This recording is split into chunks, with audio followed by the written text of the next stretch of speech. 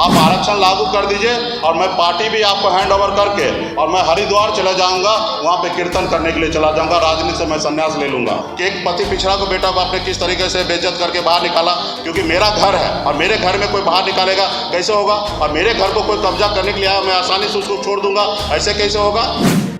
नमस्कार, insider live में आपका स्वागत है। आपके साथ में मैं हूं अनामिका। देखिए, मुकेश सैनी का मंत्री पद चला गया और मंत्री पद जाने के बाद में मुकेश सैनी ने प्रेस कॉन्फ्रेंस किया और उसमें उन्होंने तमाम बातें की, तमाम चीज़ों का खुलासा किया। हालांकि मुकेश सैनी का मंत्री पद जाने से पहले ही उनसे इस्तीफे की मांग लगातार की जा रही थी। बीजेपी की तरफ से खास तौर पर इस्तीफे की मांग की जा रही थी, लेकिन वो इस्तीफा नहीं दे रहे थे और उन्होंने साफ तौर पर कहा था कि वो किसी के सामने भी ना झुकेंगे ना दबेंगे, बल्कि अपनी जो मांग है, अपना जो हक की लड़ाई वो लड़ रहे हैं, वो लड़ते रहेंगे। लेकिन इस बीच उनसे मंत्री पद भी चला गया और उन्होंने आज प्रेस कॉन्फ्रेंस किया। प्रेस कॉन्फ्रेंस करके उन्होंने कई बातों का खुलासा किया। उन्होंने कहा कि उनके साथ में अन्याय हुआ है और उन्हें राज्य मंत्रिमंडल से हटा दिया गया है, गलत किया गया है उनके साथ में। साथ ही साथ उन्होंने कहा कि एनडीए ने उनके साथ अन्याय किया है और इसका बदला जो है वो जनता उनसे लेगी। जी हाँ, बदले की बात भी उन्होंने कही कि अब जो है जनता इस बात का बदला जो है उन लोगों से लेगी। आपको बता दें कि लगातार मुकेश सैनी जो है वो बीजेपी के खिलाफ में मोर्चा खोले हुए थे। लगातार बीजेपी के खिलाफ में कई बातें वो बोलते जा रहे थे, जिसके बाद बीजेपी ने बड़ी कार्रवाई की और उनसे मंत्री पद छीन लिया गया। आपको बता दें कि अब जो है मुकेश सैनी जो हैं वो ये साफ तौर पर कह रहे हैं कि केंद्र, जब तक वो मंत्रिमंडल में थे, मंत्री पद पर थे, तब तक केंद्र जो है उन्हें बिल्कुल भी सहयोग नहीं कर रहा था, विभाग पैसे खर्च नहीं कर रहा था।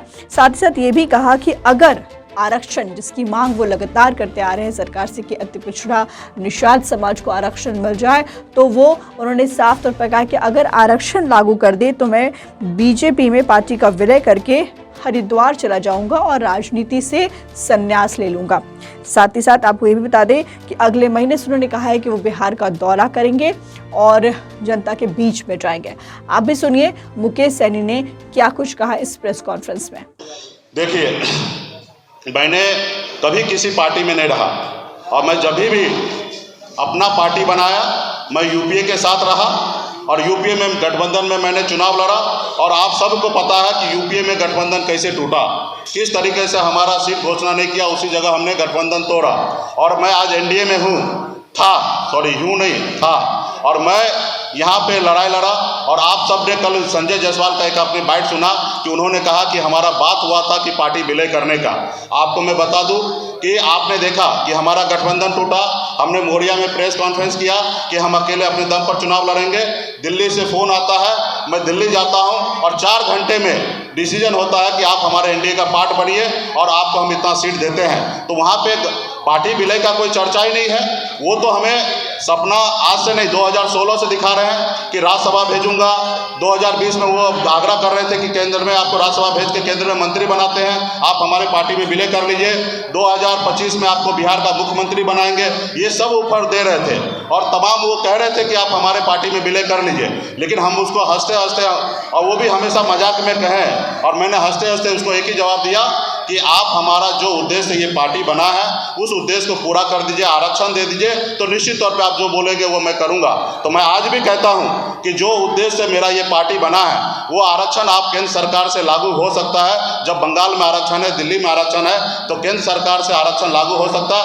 आप आरक्षण लागू कर दीजिए और मैं पार्टी भी आपको हैंड ओवर करके और मैं हरिद्वार चला जाऊंगा, वहाँ पे कीर्तन करने के लिए चला जाऊंगा, राजनीति से मैं संन्यास ले लूंगा। लेकिन आप ये नहीं करेंगे। एक गरीब का, पिछड़ा का बेटा आगे बढ़ रहा है, तो बताइए लोकतंत्र का ये हत्या है कि नहीं है कि किसी पार्टी को दबाव डालकर, प्रेशर डालकर और उस पार्टी को अपने में विलय करा लेना, ये लोकतंत्र के बीच में यह हत्या है कि नहीं है। तो उन्होंने खुद सिद्ध कर लिया कि मैं इनको हमेशा बात कर रहा था कि पार्टी विलय करने का।